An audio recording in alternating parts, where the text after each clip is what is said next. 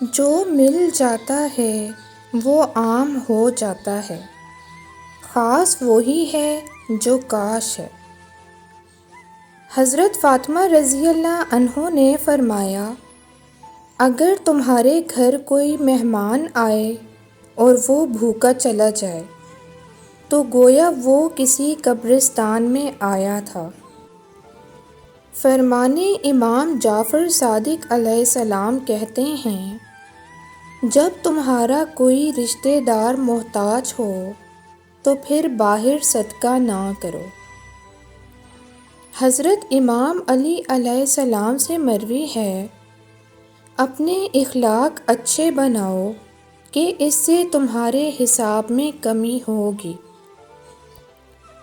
بندہ روز قیامت پہاڑ جیسی نیکیاں لائے گا، لیکن اسے پتہ چلے گا کہ اس کی بد زبانی نے اس کی ساری نیکیوں کا خاتمہ کر دیا ہے۔ غلطی کرنا نہیں، توبہ نہ کرنا غلطی ہے۔ رسول اللہ صلی اللہ علیہ وآلہ وسلم نے فرمایا، آدم کا ہر بیٹا ہی خطا کار ہے، تاہم بہترین خطا کار وہ لوگ ہیں جو غلطی ہونے کے بعد توبہ کر لیتے ہیں۔ امام زین العابدین علیہ السلام نے فرمایا، جب کوئی مومن آفات پر 3 دن تک صبر کرے اور کسی کے سامنے شکوہ نہ کرے، خدا اس کی پریشانی دور کر دیتا ہے۔ ہم نے تبصروں اور بحث میں پڑھ کر ہمیشہ ہی زندگی کا وہ حصہ برباد کیا جس میں ہم مسکرا سکتے تھے۔ قیامت کے دن زبان پر مہر لگا کر انگلیوں کو جب بولنے کا موقع ملے گا تو بہت سارے لوگ خلائق کے سامنے عزت و وقار گنوا بیٹھیں گے، لہٰذا اس مختصر سی زندگی میں جتنا ممکن ہو محتاط رہنے کی کوشش کریں۔ زندگی کی جنگ خود لڑنی پڑتی ہے، اپنے رب پر یقین رکھتے ہوئے آگے بڑھیں اور کسی سے امید رکھنے کی غلطی نہ کریں۔ صرف جگہ ہی سیف زون نہیں ہوا کرتی، کچھ لوگ بھی آپ کا سیف زون ہوتے ہیں۔ ان کے آس پاس آپ کو عجیب محسوس نہیں ہوتا، گھٹن محسوس نہیں ہوتی، کوئی بھی ڈر نہیں ہوتا۔ ان کے سامنے آپ کو کچھ اور بننا نہیں پڑتا، آپ جو ہوتے ہیں، جیسے ہوتے ہیں، بس وہی رہتے ہیں۔ کبھی کبھی انسان کے لیے کچھ جملے، کچھ الفاظ، کچھ دلاسے بہت خاص ہوتے ہیں، جیسے کہ اپنا خیال رکھو، برا وقت ہے گزر جائے گا، اچھے وقت کا انتظار کرو، اللہ کی ذات پر بھروسہ رکھو، میری دعائیں آپ کے ساتھ ہیں۔ ایک نا امید اور مایوس انسان کے لیے یہ جملے کچھ نہیں، بہت کچھ ہوتے ہیں۔ خوش نصیب ہیں وہ لوگ جن کے پاس ایسے انسان ہیں۔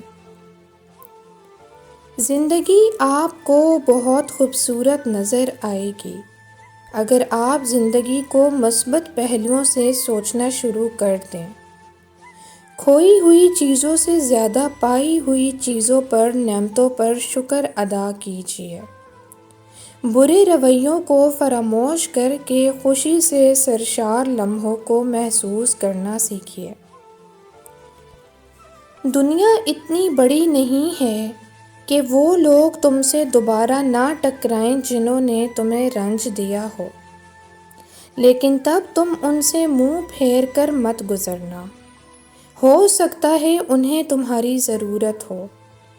ساتھ بیٹھ کر چائے کی پیالی پیش کرنا اور ان پر مہربانی کر کے انہیں سن لینا، ان کے لیے یہی کافی ہوگا۔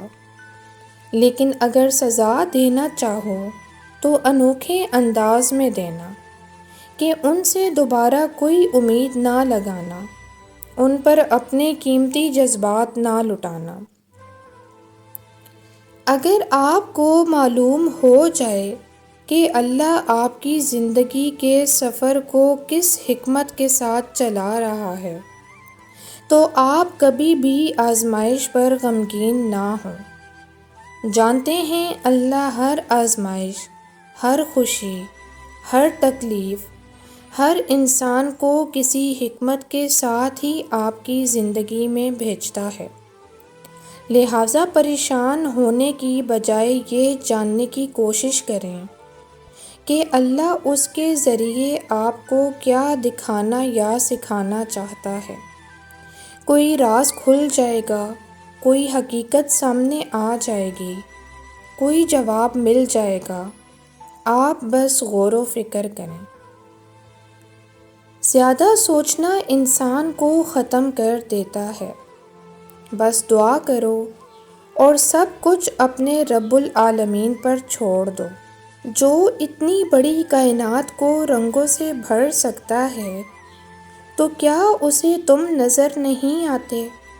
کیا اسے تمہاری بے بسی نظر نہیں آتی؟ تمہیں کیا ایسا لگتا ہے کہ وہ تمہیں بے یار و مددگار چھوڑ دے گا؟ کیا وہ تمہاری زندگی ایسے ہی بے رنگ رہنے دے گا؟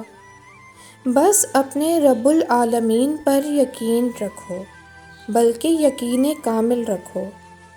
انشاءاللہ وہ تمہاری زندگی بھی تمہارے پسندیدہ رنگوں سے بھر دے گا۔ وہ تمہاری ہر دعا پر کن فرما دے گا۔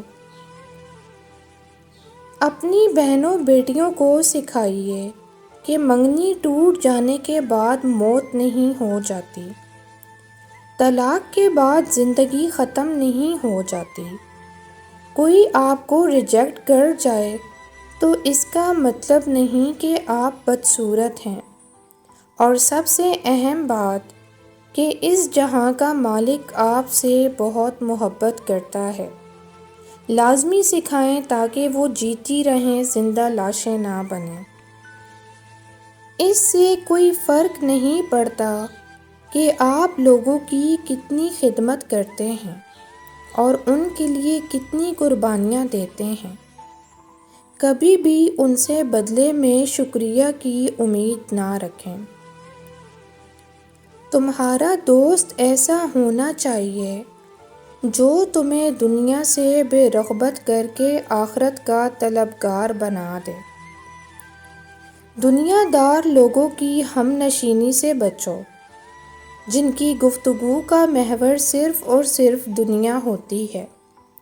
ایسے لوگ تمہارا دین اور دل دونوں خراب کر ڈالیں گے۔